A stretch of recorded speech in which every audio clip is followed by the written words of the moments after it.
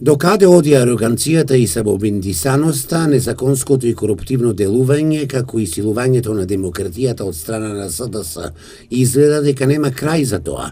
Иако ВМРО ДПМН повеќе пати укажуваше на неспојивоста на функции, нивно дуплирање и триплирање, а со тоа и можно коруптивно делување. СДС остана глув и продолжи со самоволието и невидената арогантност, обвинија денес на пресконференција од Општинскиот комитет на ВМРО ДПМН. Последен пример на ваквото однесување е работата на Комисијата за спорт при Советот на Општина Штип и нејзиниот нестатутарен председател, советникот Елвир Мандак. Да појасним, Елвир Мандак во исто време е: прво, бизнисмен; второ, советник во Општина Штип; трето, председател на Комисијата за спорт; четврто, спортски директор на фудбалскиот клуб Брегалница.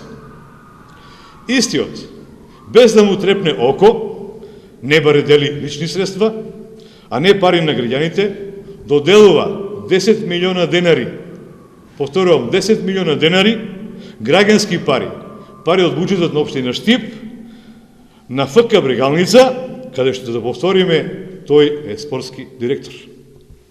Самоволие пар екселанс. Оваа појава е класичен пример на коруптивно однесување, случај за антикорупцијска комисија, но и случај за кој треба да се произнесат и другите надлежни државни органи. Еве, драги сограѓани, како СДС го спроведува и практикува животот. Ги охрабруваме пишаните и електронските медиуми, представниците на новинарската фела, да се вклучат со своји истражувања и реакции на ваквото однесување и силување на демократијата и самоволието кој го спроведува СДС преку своите представници.